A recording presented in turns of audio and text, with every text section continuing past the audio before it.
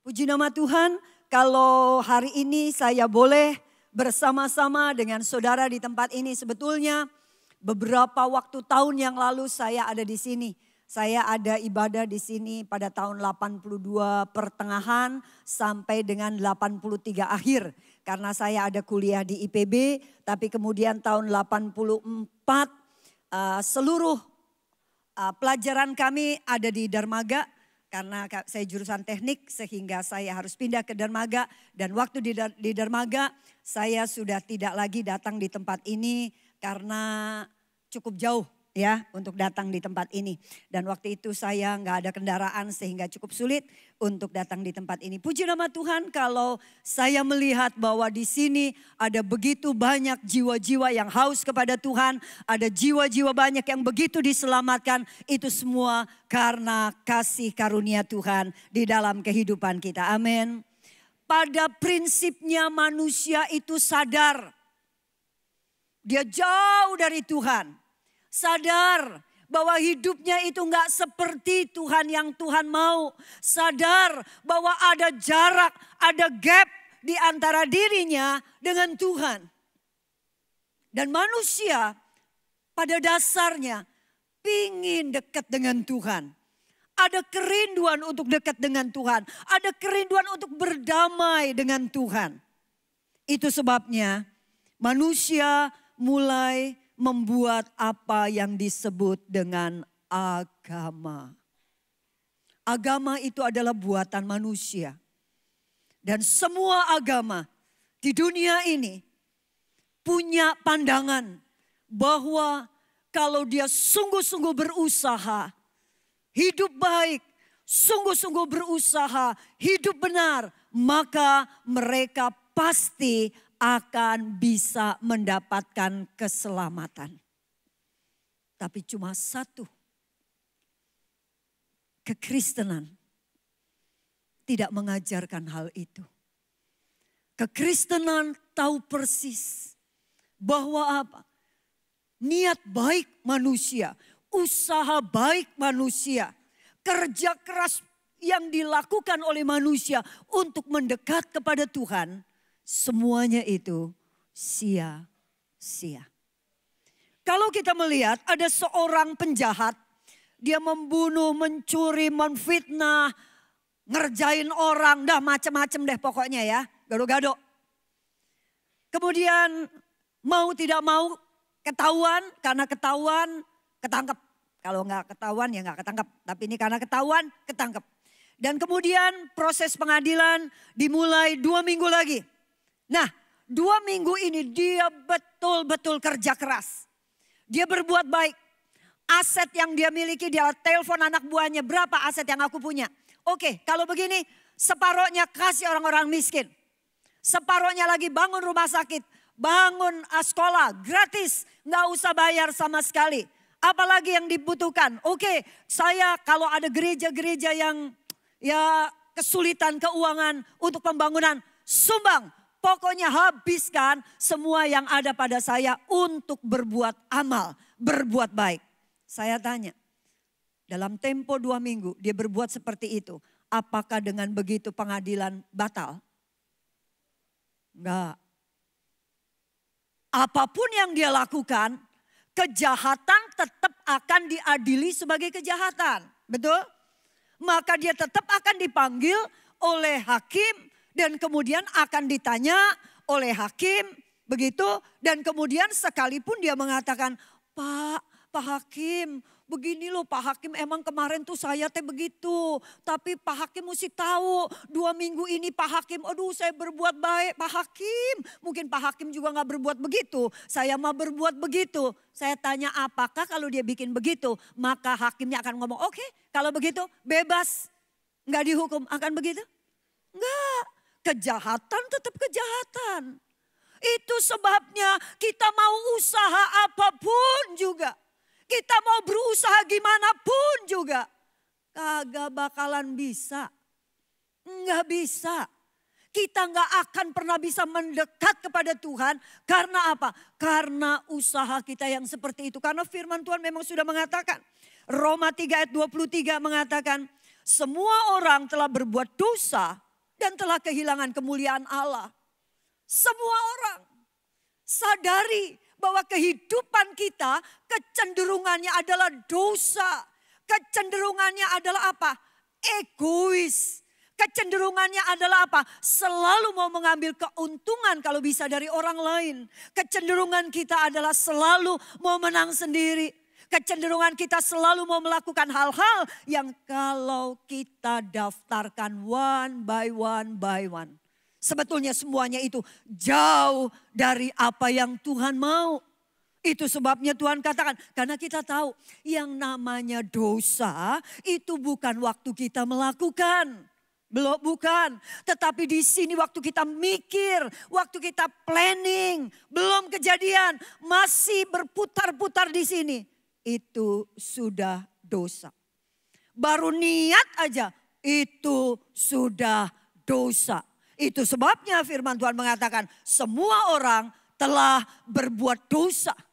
Dan karena berbuat dosa, maka kemuliaan Allah sudah gak ada. Dan kita tahu Mazmur 89 mengatakan keadilan dan hukum adalah tumpuan tahta Allah. Allah itu adil dan Allah bahkan maha adil. Karena dia adil, karena dia maha adil, maka yang salah pasti harus dihukum. Dan firman Tuhan di dalam Roma 6 mengatakan upah dosa ialah maut. Berarti semua orang, karena Roma 3 mengatakan semua orang berbuat dosa. Ada di antara kita yang tidak berbuat dosa, coba angkat tangan. Ya, Bapak tidak berbuat dosa, luar biasa ya Pak ya. Firman Tuhan mengatakan semua orang berbuat dosa. Dan karena semua orang berbuat dosa berarti semua orang itu mendapatkan hukuman maut. Seharusnya kita semua adalah orang-orang yang layak dan pas. Kalau memang keadilan itu benar, maka kita mestinya dihukum mati. Ya, tetapi kita lihat Mazmur 103 mengatakan begini. Tidak dilakukannya kepada kita setimpal dengan dosa kita. Dan tidak dibalasnya kepada kita setimpal dengan kesalahan kita. Nah loh. Waktu Tuhan bilang enggak dibalaskan setimpal. Coba sekarang kita lihat seorang pembunuh yang menghabiskan satu keluarga dengan sangat sadis. Tapi dia dihukum cuma 1 bulan. Saudara protes gak? Orang yang korupsi banyak habis-habisan. Triliunan mungkin. Sama orang yang cuma ngambil ayam tetangga. Ayamnya udah mati juga. Ya, udah kelindes truk nih ya. Ayamnya udah kelindes truk. Sayang diambil sama tetangganya. Hukumannya sama sebulan. Ini adil apa enggak? Enggak adil. Betul kan? Enggak adil. Nah kalau Tuhan mengatakan tidak dilakukannya kepada kita setimpal dengan dosa kita. Berarti dia enggak adil. Padahal Alkitab mengatakan dia maha adil. Terus kumaha atuh kalau begini? Hah? Riwuh jadinya kita kan pikirannya ini bagaimana sih kalau kayak begini? Nah mari kita melihat bahwa di dalam keadilan Tuhan, maka manusia yang berdosa dan ternyata sebetulnya cuma manusia yang berdosa aja yang dihukum. Tapi kenyataannya ternyata semua manusia berdosa. Sehingga semua manusia harus dihukum dengan api kekal untuk selama-lamanya. Itu adil. Tetapi di sisi satu lagi, Tuhan kita bukanlah Tuhan yang cuma maha adil, tetapi dia adalah Allah yang penuh dengan kasih karunia. Allah adalah kasih. Seluruh actionnya, seluruh nafasnya, seluruh geraknya, apapun itu sedang berbicara mengenai apa? Kasih. Belum nyampe sini. Belum nyampe sini. Ya. Itu semua berbicara soal kasih. Sehingga pada waktu dia melihat bahwa apa? Esther, kamu harus dihukum mati. Mulutnya ngomong nih, Esther kamu harus dihukum mati karena kamu berdosa. Tetapi mulutnya kemudian ngomong, Esther tapi aku gak mau kamu dihukum mati. Aku sayang sama kamu. Kalau kamu dihukum mati terus bagaimana aku? Aku pasti susah. Itu Tuhan. Terus gimana kalau sudah begitu? Dia tidak melakukan hukumannya. Berarti dia gak maha adil. Betul? Kalau dia lakukan hukumannya setimpal dengan dosa kita, maka dia Allah yang bukan maha kasih. Didiskon nggak adil. Kemudian orang lain yang gantiin nggak adil juga. Sebetulnya kalau mau misal Tuhan bilang oke, aku sayang sama Esther. Tuhan juga bilang Tuhan sayang sama saudara semua. Kalau begitu berarti sudah dah biarin aku yang gantiin. Tapi waktu dia menggantikan mati, sebetulnya dia matinya dalam keadaan ilahi. Dalam keadaan Tuhan 100%. Gak adil. Karena waktu dia dipaku, paku lagi gak sakit, gak berasa. Waktu di mahkotai duri kalau dia memang betul-betul Tuhan 100% gak usah keluar darah. Betul? Nggak adil kalau begitu. Kalau dia nggak bisa merasakan nggak adil. Karena dia adil, itu sebabnya Natal dia datang ke dunia dalam bentuk manusia. Dan dia yang ilahi, dia juga yang 100% manusia. Dia bisa ngerasain gimana rasanya difitnah, dia tahu. Dia tahu rasanya miskin. Kita tahu ya, waktu si Ucup sama si Maria pergi ke bait Allah, dia kasih persembahan. Apa yang dia kasih persembahan? Kambing, domba? Kan enggak. Sapi? Enggak. Yang dia kasih apa? Burung tekukur. Itu adalah persembahan yang paling rendah.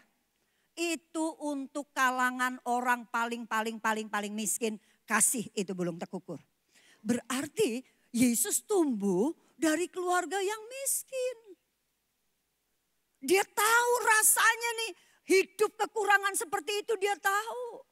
Dia tahu apa rasanya sakit, dia tahu. Karena dia adalah manusia. Dia mati di kayu salib. Ini menunjukkan apa? Menunjukkan salib adalah demonstrasi keadilan Allah. Dan di saat yang sama, salib adalah demonstrasi kasih karunia Tuhan di dalam kehidupan kita. Amin. Itu sebabnya terus ingat salib, kita akan terus ingat kasih karunia Tuhan. Kenapa kita melakukan perjamuan kudus? Sebulan sekali ya di sini ya. Sebulan sekali. Tujuannya apa? Manusia sering lupa. Ya. Karena manusia sering lupa sehingga Tuhan juga mengatakan ayo lakukan ini untuk mengingatkan lagi. Supaya kita ingat hidup kita adalah hidup karena kasih karunia. Amin. Colek sebelah bilang tuh ingat lagi sekali lagi. Kita semua ada karena kasih karunia. Jadi salib adalah tindakan Allah yang tidak melanggar keadilan. Dan sekaligus pernyataan kasihnya yang besar. Oleh sebab itu Efesus pasal yang kedua mengatakan. Sebab karena kasih karunia kamu diselamatkan oleh iman. Bukan hasil usahamu tetapi pemberian Allah. Itu bukan hasil pekerjaanmu. Jangan ada orang memegahkan diri. Berapa banyak orang mengatakan kita diselamatkan oleh iman. Sebetulnya itu kurang tepat. Ya, kita diselamatkan oleh apa? Karena kasih karunia. Amin. Melalui iman kita kepada Tuhan. Tapi kasih karunia inilah yang menyediakan kepada kita satu wadah supaya kita bisa beriman kepada Tuhan. Karena apa? Segala sesuatu dari Dia dan oleh Dia. Betul? Jadi kalau kita bisa beriman, itu bukan hasil pekerjaan kita. Kalau kita bisa melakukan ini itu bukan hasil pekerjaan kita. Itu dari Dia dan oleh Dia. Sebagaimana Roma pasal 11 mengatakan. Nah, sekarang kalau memang Kristus mati di kayu salib dan kita tahu itu pasti satu-satunya cara keselamatan. Kalau memang cara keselamatan itu bisa lewat kebaikan kita. Cara keselamatan itu bisa lewat apa? Usaha keras kita untuk hidup benar. Maka sebetulnya Kristus gak perlu mati di kayu salib.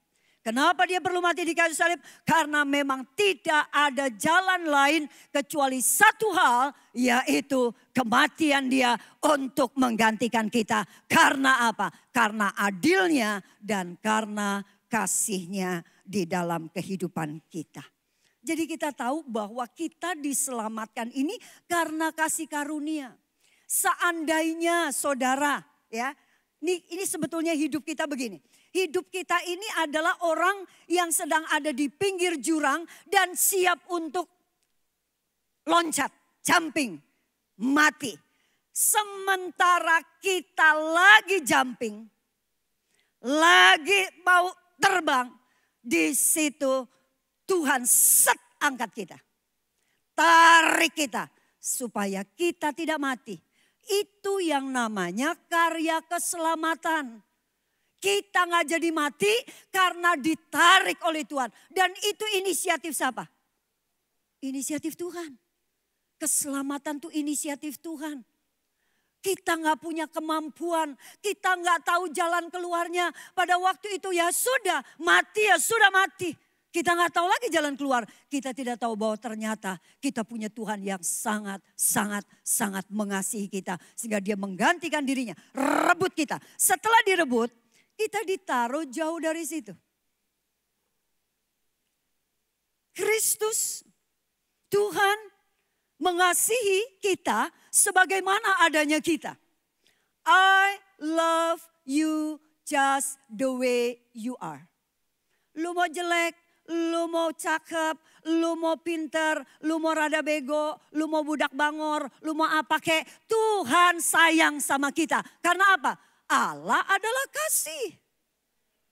Amin. Jadi Tuhan gak pernah melihat target. Targetnya mau bagaimana bodoh teing. Tuhan mengasihi sebagaimana adanya kita. Dan kasih Allah itu stable. Stabil. Mau kita berontak, mau kita bagaimana. Dia tetap Allah yang mengasihi kita. Kalau dunia ada uang abah sayang, kagak ada uang abang teh melayang. Betul ya? Kalau Tuhan maka gak begitu. Ya, kita ada duit kagak ada duit, kita jahat kagak jahat. Tuhan selalu baik di dalam kehidupan kita. Makanya kita Roma pasal yang kelima mengatakan apa? Bahwa Tuhan itu mati gantiin kita. Pada saat apa? Pada saat kita masih sementara sedang berdosa. Pada waktu kita masih berdosa, Dia sudah mau mati buat kita, menggantikan kita. Karena Allah kasih. Allah bukannya punya kasih. Allah kasih. Sehingga semua actionnya kasih. Mau kita gimana, Dia tetap kasih. Tetapi kita tahu, setelah Dia menyelamatkan kita, ya, Dia gak selesai sampai di situ. Seandainya tadi kita waktu lompat, Tuhan langsung ambil kita. Kita diselamatkan. Dan pekerjaan kasih Tuhan selesai. Dan Esther beres. Dan lu kagak jadi mati. Oke? Dah, sayonara. Ciao. Cabut. Dia pergi. Gak tempo lama. Saya akan balik lagi ke pinggir jurang dan saya akan terjun bebas lagi. Betul apa enggak? Itu sebabnya kasih karunia Allah tidak selesai bekerja hanya untuk menyelamatkan kita dari kematian itu. No. Kita lihat sekarang kasih karunia Allah. Dia memang menyelamatkan. Nih ya, kasih karunia atau grace. Ada yang namanya grace di sini? Nah, semoga yang namanya grace always, di mana saja, kapan saja, siapa saja. Pokoknya ingat Tuhan Yesus bahwa dia hidup karena kasih karunia. Nah, grace itu adalah kasih dan kebaikan Allah yang sebenarnya kita gak layak terima. Betul ya?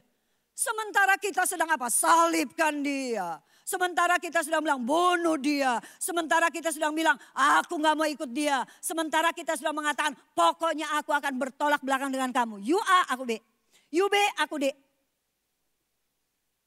Sebenarnya kita gak layak terima.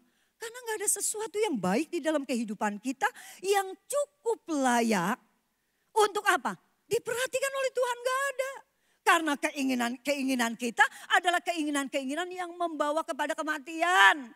Keinginan kita cuma apa? Nyari tempat mana yang kita bisa terjun bebas. Keinginan kita pokoknya selesai mati.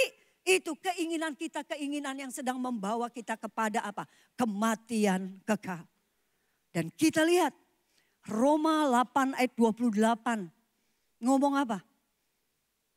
Allah turut bekerja di dalam segala perkara untuk mendatangkan kebaikan buat mereka yang mengasihi dia. Nah, maaf nih saudara nih ya, Roma 8 ayat 28 seringkali kita pakai, kita comot seenak udel kita dan kita ngomong Allah turut. Pada waktu kita punya mobil, haleluya, Allah turut bekerja di dalam segala perkara untuk mendatangkan kebaikan. Pada waktu kita punya rumah, haleluya puji Tuhan, Allah turut bekerja di dalam segala perkara untuk mendatangkan kebaikan. Saudara, itu ayat 28, masih ada terusannya ayat 29. Ya, kalau baca jangan sepotong. Baca mesti habis. Ayat 29 mengatakan apa? Supaya kita menjadi apa? Serupa. Sebab semua orang yang dipilihnya dari semula. Ada sebab nih, sebab. Sebabnya apaan? Yaitu Allah turut bekerja. Sebab apa? Sebab semua orang yang dipilihnya dari semula, mereka juga ditentukannya dari semula untuk menjadi serupa dengan gambaran anaknya. Jadi Allah turut bekerja untuk apa? Untuk menjadikan kita serupa dan segambar. Supaya keinginan-keinginan kita bukan keinginan-keinginan kita yang sedang membawa kita kepada kematian. Kasih karunia Tuhan, makanya di sini dikatakan bahwa yang bekerja atas nama kita sekarang dan selamanya. Itu kasih karunia Tuhan. Jadi bukan saja keselamatan kita dari kematian. Membuat kita bukan saja cuma sekedar ada gap ini kemudian ada. Enggak. Tuhan tahu persis. He knows exactly who we are. Dia tahu tanpa Tuhan berserta dengan kita, tanpa kasih karunia-Nya di dalam kehidupan kita, kita ini bukan tandingannya iblis. No. Di mata iblis kita kecil. Mau bilang apa nih? Strength to move forward. Lalu gak usah mikirin strength to move forward. Gak ada Tuhan, gak ada kasih karunia Tuhan di dalam kehidupan kita. Boro-boro kita move forward. Kagak. Diem aja kagak. Yang ada kita dibawa mundur jauh. Udah gitu kita jatuh diinjak-injak. Itulah pekerjaan iblis di dalam hidup kita. Bahkan sampai apa? Sampai kita mati di dalam kekekalan. Itu pekerjaan iblis. Nah Tuhan tahu nih. Emang sih Tuhan udah nyelamatin kita. Betul dari kematian itu. Tetapi kemudian Tuhan lihat kita ini gak berdaya. Kita gak berdaya di hadapan iblis, gak berdaya. Iblis ngomong apa? Koyok kebo dicucuk irunge gitu ya. Tahu kalau orang Jawa ikut aja. Kebo tuh kalau udah dicocok irungnya ya. Kemudian terus ditarik. Dia akan ngikut kemana aja. Ya. Kita tanpa kasih karunia Tuhan. Kita pun akan seperti itu. Wong Jawa ngerti gitu ya. Kebo dicocok irungnya ya. Wong Sunda mungkin gak paham ya. Nah saudara kita tahu bahwa kasih karunia Tuhan itu juga memberikan kepada kita itu kemampuan. Kemampuan apa? Kemampuan untuk kita hidup kudus. Kalau kita diberi kemampuan hidup kudus, kita nggak akan lagi ada jatuh lagi di situ. Enggak. Kita diberi kemampuan hidup kudus dan kita diberi kemampuan untuk apa? Mengatasi serangan-serangan iblis. Tuhan kasih kita kemampuan ini. Yang tadinya kita selalu kecenderungannya ke sana, sekarang kita kecenderungannya beda. Tadi di ibadah yang pertama ya, saya berbicara mengenai anak bungsu dengan anak sulung. Saya khotbah mengenai virus si sulung. Ya, yang ada banyak di gereja ini virus si sulung sebetulnya. Ya, di mana sebetulnya orang berpikir kalau berbuat baik maka aku selamat. Kalau aku berbuat baik maka aku level kerohaniannya segini. Kalau aku berbuat baik aku udah sampai sorga ke-7. Ibaratnya begitu. Salah. Nggak akan bisa itu. Tanpa kasih karunia Tuhan, keinginan-keinginan kita selalu sesuai dengan iblis. Karena kasih karunia Tuhan, ini ibarat saya makanya tadi bilang, mesin ATM dicetek kayak bagaimana tidak akan pernah bisa mengeluarkan boneka. Betul? Dicetek kayak apa kagak bisa ngeluarin apa? Minuman. Karena desainnya desain ATM. Dicetek yang keluar duit. Betul? Karena yang di dalamnya duit. Lu mau cetek sampai kapan? Sampai Tuhan Yesus datang kedua kali, yang keluar tetap duit. Betul? Kalau hidup kita ini hidup yang dipenuhi dengan kasih karunia Tuhan, maka yang keluar ya, yang keluar itu adalah apa? Perbuatan baik. Itu yang keluar. Jadi perbuatan baik itu di dalam kasih karunia adalah end product. Betul ya? Kayak ATM keluarnya uang. Itu end product. Bukannya dibalik. Perbuatan baik untuk A, I, U, E, O. Bukan. Perbuatan baik adalah hasil dari kasih karunia Tuhan. Pada waktu kita dipenuhi dengan kasih karunia Tuhan, maka keinginan kita, kehendak kita, kerinduan kita, passion kita menjadi serupa dan segambar dengan Dia. Berapa banyak kita lihat ada orang yang udah dijahatin kayak apa aja. Hidupnya tetap baik aja. Tuh, saya nih ada teman pinjem sertifikat. Sebulan gak lama. Pikir saya juga kagak makan sertifikat ya, sertifikat rumah, betul gak? Ya udah lu mau pinjam sebulan kagak apa-apa, lu mau pinjam 2 bulan juga kagak apa-apa, ya kan? Karena saya makannya kan makan nasi, betul? Bukan makan sertifikat, betul ya? Jadi saya pinjemin, ini tahun 2005, bulan Juni. Sampai sekarang, haleluya, puji Tuhan, tidak ada kabar beritanya. Ya. Dan yang luar biasa itu rumah. Dan yang luar biasa pada waktu Pak Gatot itu kan rektor. Selama dia menjadi rektor dia akan dapat rumah ya. Rumah dinas di dalam kampus. Pada waktu tahun 2021 Pak Gatot sudah tetapkan bahwa sudah tidak mau lagi jadi rektor. Nah Pak Gatot dengan saya sudah komitmen bahwa kalau sudah gak jadi rektor kami mau tinggal di luar. Karena 2 hal. 1, supaya rektor yang baru itu enggak ewuh pekewuh. Nek wong Jawa ngomong ewuh pekewuh. Enggak sungkan karena masih ada rektor yang lama. Dan yang kedua, karena di kampus sudah tidak ada tempat lagi. Kalau kami tetap ngotot mau tinggal di dalam, maka rumah ini akan menjadi rumah kami. Yang ini keluar di sini, yang ini keluar di sini, ini keluar di sini. Nah yang paling ujung mental enggak ada. Mesti tinggal di luar. Padahal biasanya yang begitu adalah justru yang masih muda-muda, yang anaknya masih baby. Dan pendapatan dari kampus Hati, itu saya mau bilang satpam aja lebih gede dari itu. Nah jadi nggak mungkin kami ada di dalam kampus. Terus saya bilang sama dia, tahun 2020 saya ngomong. Aku udah Pak Gatot udah disetujui loh untuk gak jadi rektor lagi, udah disetujui. Jadi bisakah kamu sediain saya rumah. Saya bilang begitu. Terus dia bilang, oh gini Ter, aku mau bilang ya sama kamu. Firman Tuhan mengatakan bahwa hamba Tuhan dijamin kehidupannya oleh Tuhan. Nah, jadi kalau kamu keluar dari kampus dan ternyata kamu tidak punya tempat, itu menunjukkan bahwa kamu selama ini bukan seorang hamba Tuhan. Wow, ini kelas tinggi nih, ini kelas tinggi, kelas dewa nih dia. Apologetikanya itu kelas dewa. Oke, kalau begitu saya sebenarnya sudah ada rumah lagi. Sebetulnya saya sudah ada rumah lagi. Tapi saya nggak ngomong ya. Saya diajarin sama pengusaha-pengusaha bilang, Ter jangan kasih tahu, Bu Esther jangan kasih tahu kalau Bu Esther udah ada rumah. Nanti dia nggak tanggung jawab.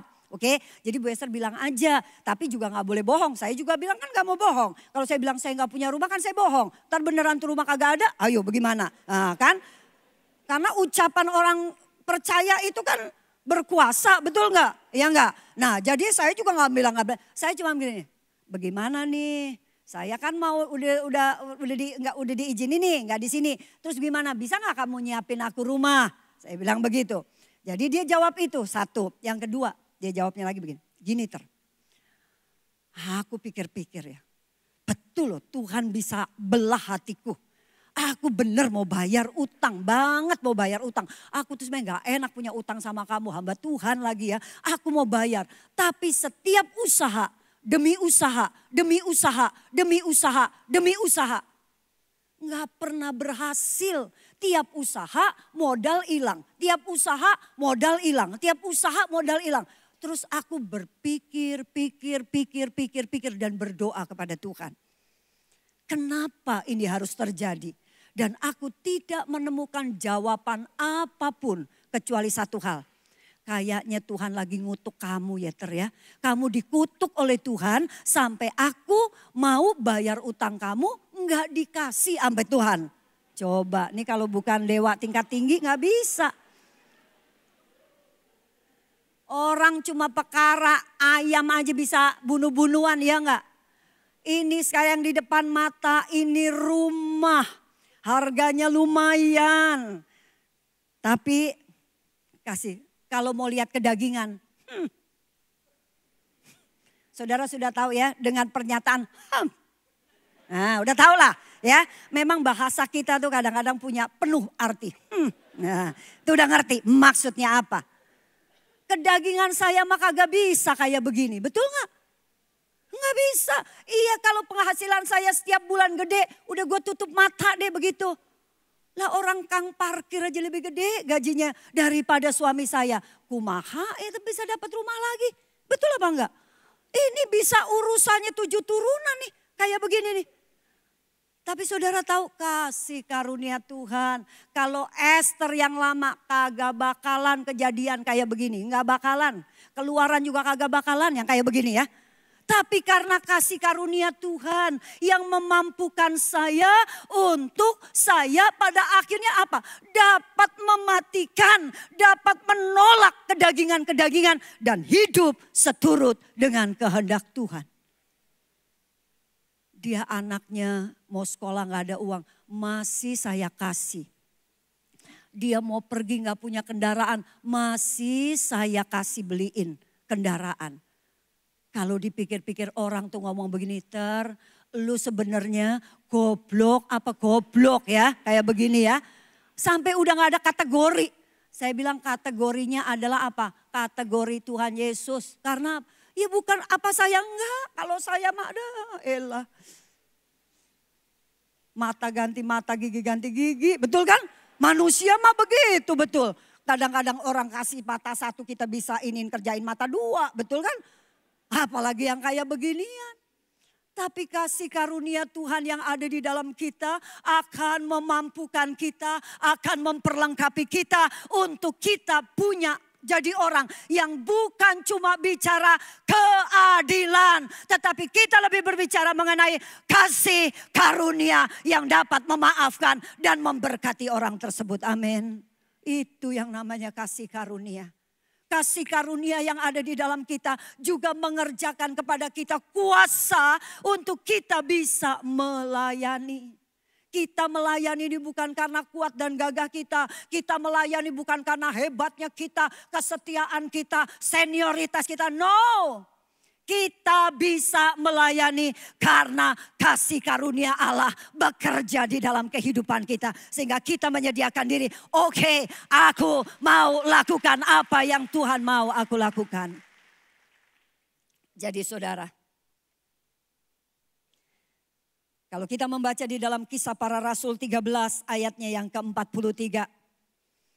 Di situ Paulus menasehati. Supaya apa? Supaya kita tetap hidup dalam kasih karunia. Kedua rasul itu mengajar mereka dan menasehati supaya mereka tetap hidup di dalam kasih karunia. Mereka sudah diselamatkan, sudah selamat. Tapi sudah selamat gak berhenti. GSJ tidak sedang mengatakan sekali selamat forever selamat, no. Setelah kita selamat, kerjakan keselamatan kita dengan kasih karunia yang Tuhan nyatakan di dalam kehidupan kita. Amin. Supaya kita bisa hidup kudus dan kita bisa memiliki kuasa untuk melayani. Ada perubahan. Bagaimana sekarang kalau begitu? Kita lihat, coba lihat. Orang kalau sakit makan obat, betul kan? Kalau makan obat maka dia sembuh.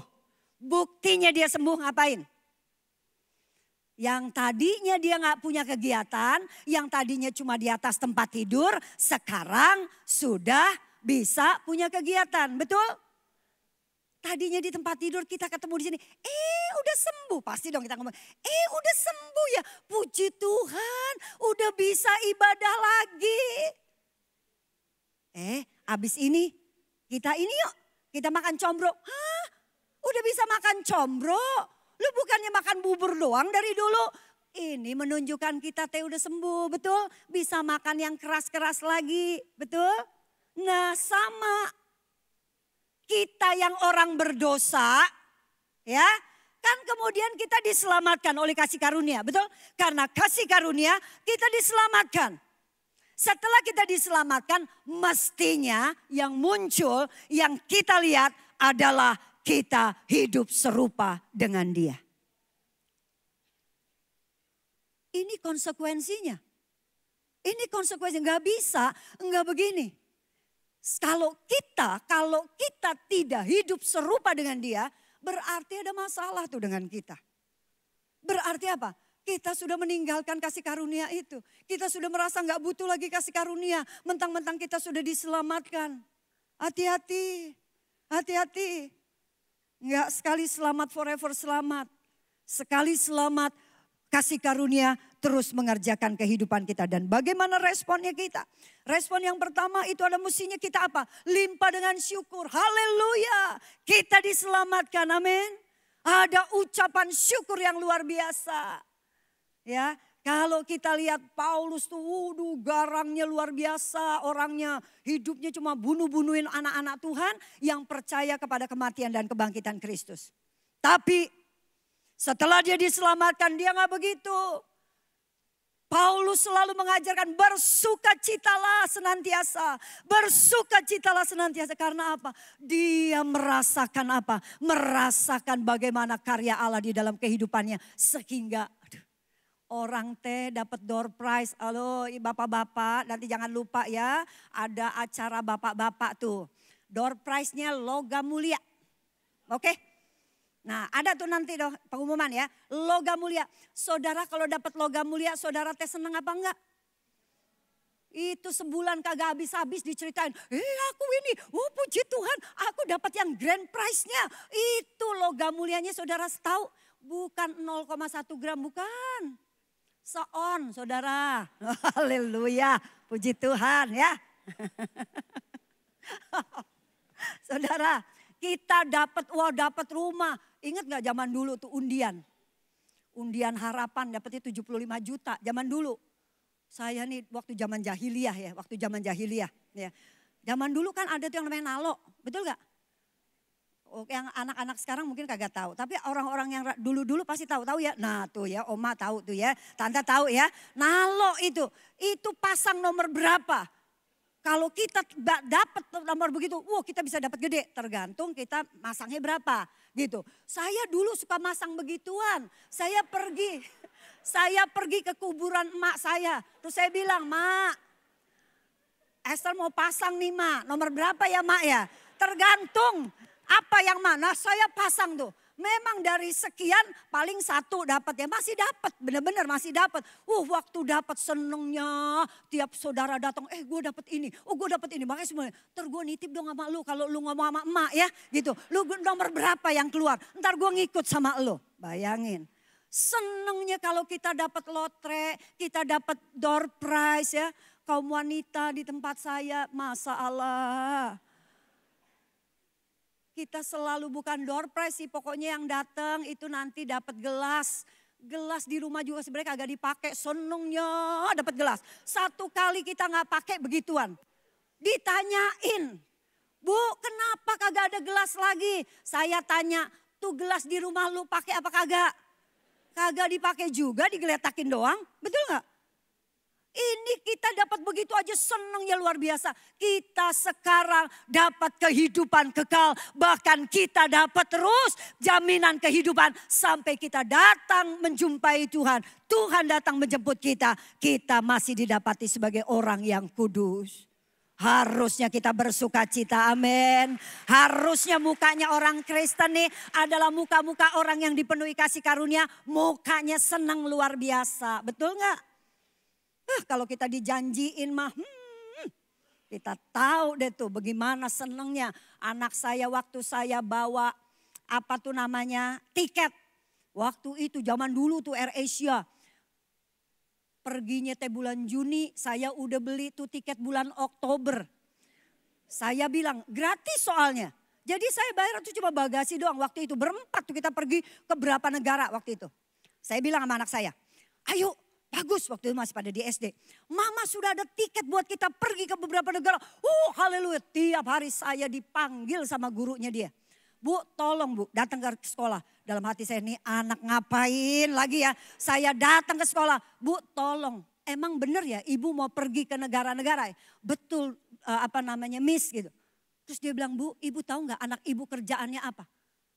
Kagak belajar Bu, tiap hari aku mau ini, aku mau pergi, aku mau pergi. Perginya bulan Juni, kita kagak tahu tuh bulan Juni AirAsia tutup mau apa coba bayangin. Iya gak? Senengnya masa Allah na'udzubillah min dzalik. Saudara, saya mau kasih tahu nih. Kalau seandainya kita ada benjolan nih. Wah begitu ada benjolan, padahal keluarga kita ada keturunan kanker. Takut gak kita? Takut dong, betul gak? Kita pergi nih ke dokter. Dokter, saya ada benjolan. Oke Bu, tenang. Saya periksa dulu ya. Setelah diperiksa, hasil periksa, kemudian kita datang lagi ke dokter. Masih nih benjolannya masih ada nih. Belum hilang. Dokter bilang, alah Bu, bukan kanker Bu. Udun. Tahu udun? Bisul. Saya mau bilang waktu dokter ngomong begitu, kita seneng apa enggak? Seneng gak?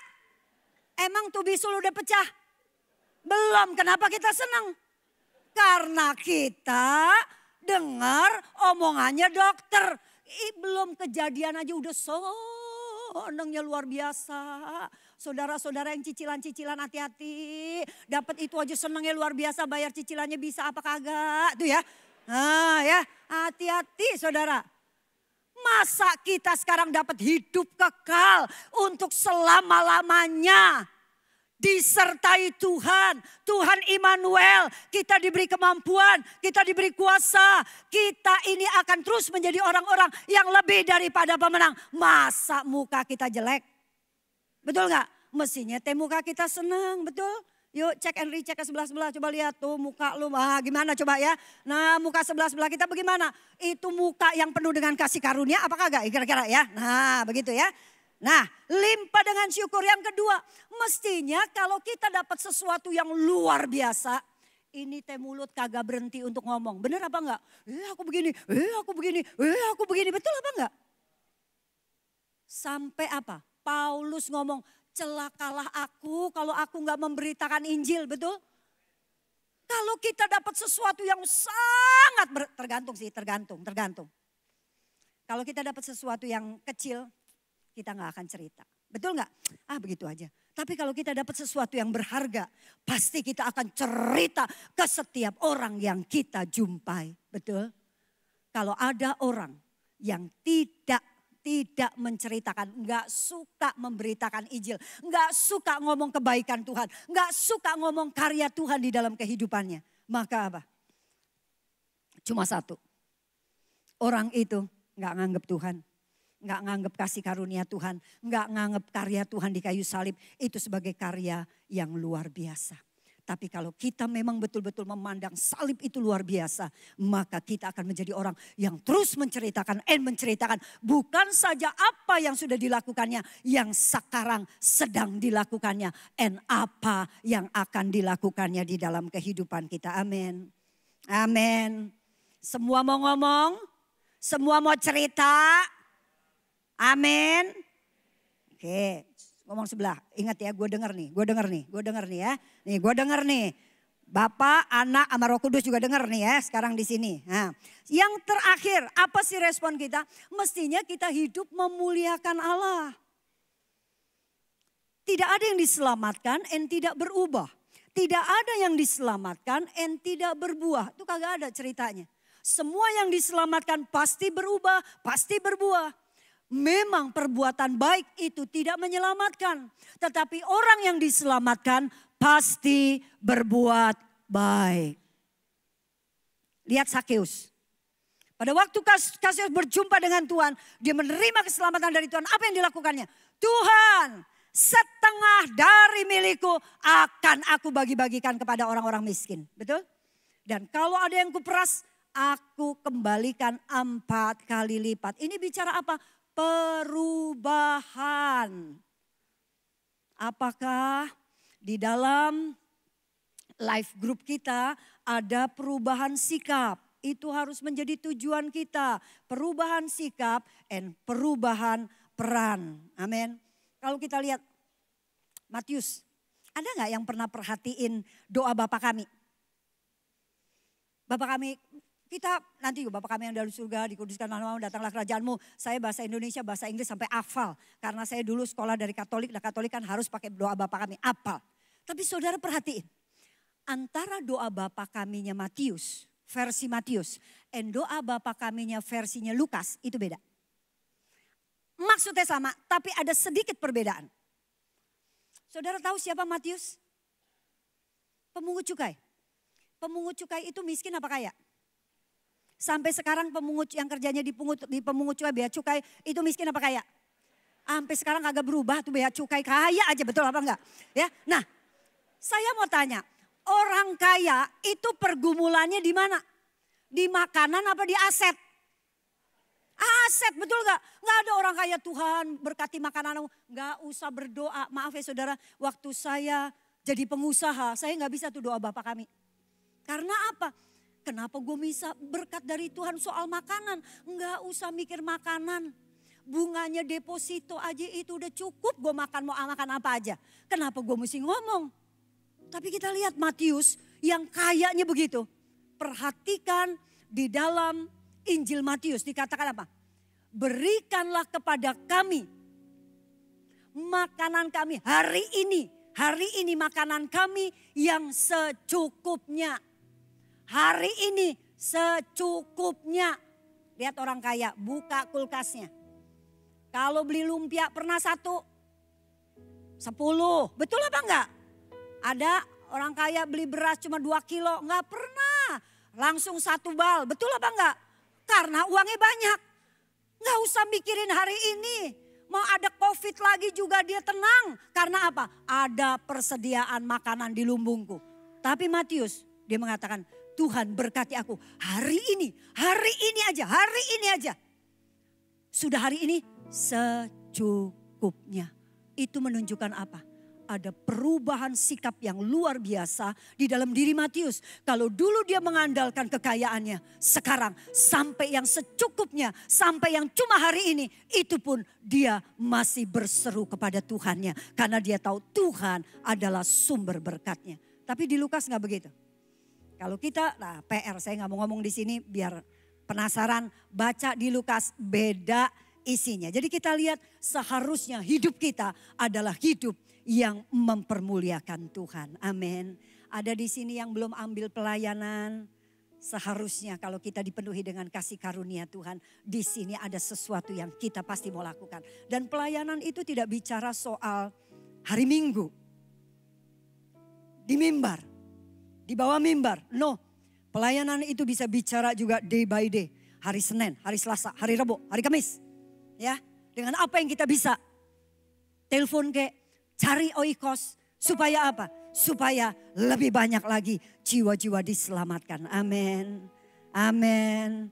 Puji Tuhan. Jadi sekarang kita tahu kita hidup cuma karena kasih karunia Tuhan. Dan itu dipublikasikan, itu didemonstrasikan saat waktu Yesus di kayu salib.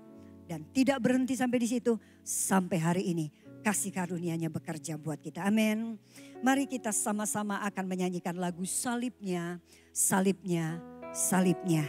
Haleluya. Amin. Syukur Tuhan.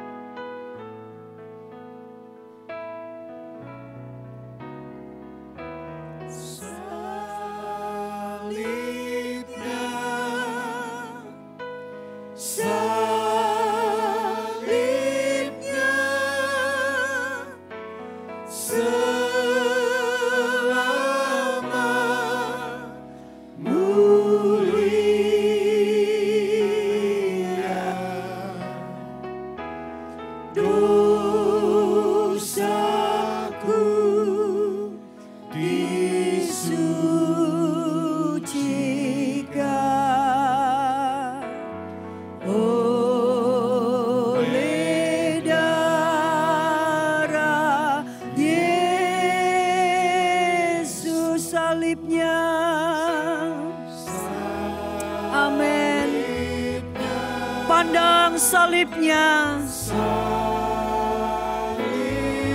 lihat salibnya, amin. Selama-lamanya mulia, dosa kita telah disucikan, amin. Disucikan.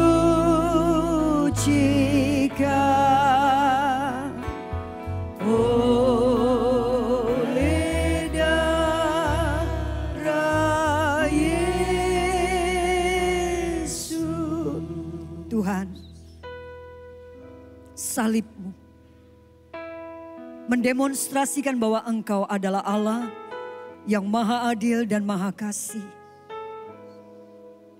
Engkau penuh dengan kasih karunia.